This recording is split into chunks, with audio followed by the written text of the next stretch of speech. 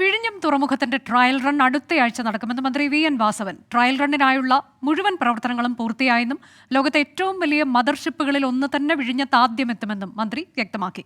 തുറമുഖത്തിന്റെ 92% നിർമ്മാണ പ്രവർത്തനങ്ങളും പൂർത്തിയായതായും വി.എൻ. വാസവൻ 24നോട് പറഞ്ഞു. ട്രയൽ റണ്ണിനായുള്ള തിരക്കിട്ട നീക്കത്തിലാണ് സംസ്ഥാന സർക്കാരും തുറമുഖ വകുപ്പും. അടുത്തയാഴ്ച തന്നെ ട്രയൽ ആരംഭിക്കാൻ കഴിയുമെന്ന് തുറമുഖ വകുപ്പ് മന്ത്രി വി.എൻ. വാസവൻ പറഞ്ഞു. ഇതിനായി കൂറ്റൻ മദർഷിപ്പാണ് വിഴിഞ്ഞത്തെത്തുക. അടിസ്ഥാന സൗകര്യങ്ങളുടെ നിർമ്മാണ പ്രവർത്തനങ്ങളും പൂർത്തിയായെന്ന് മന്ത്രി.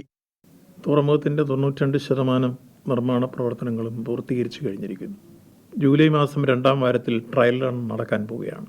അത് കഴിഞ്ഞാൽ ഈ വർഷാവസാനത്തോടുകൂടി കമ്മീഷൻ ചെയ്യും. റോഡ് കണക്ടിവിറ്റി 1.7 കിലോമീറ്റേഴ്സ് ഹൈവേയുമായി ലിങ്ക് ചെയ്യുന്ന ബൈപ്പാസ് ഏതാനും മീറ്റർ കൂടിയേ തീരാനുള്ളൂ. ബാക്കി പൂർത്തീകരിച്ചു കഴിഞ്ഞിരിക്കുന്നു. തുറമുഖം ദേശീയപാതയുമായി ബന്ധിപ്പിക്കുന്ന ബൈപ്പാസ് നിർമ്മാണം ഉടൻ പൂർത്തിയാക്കും. റെയിൽവേ തുരങ്കപാതയ്ക്ക് സ്ഥലമേറ്റെടുപ്പ് ആരംഭിച്ചു. റിംഗ് റോഡ് നിർമ്മാണം 2 വർഷത്തിനുള്ളിൽ പൂർത്തിയാക്കുമെന്നും മന്ത്രി വ്യക്തമാക്കി. 24 തിരുവനന്തപുരം.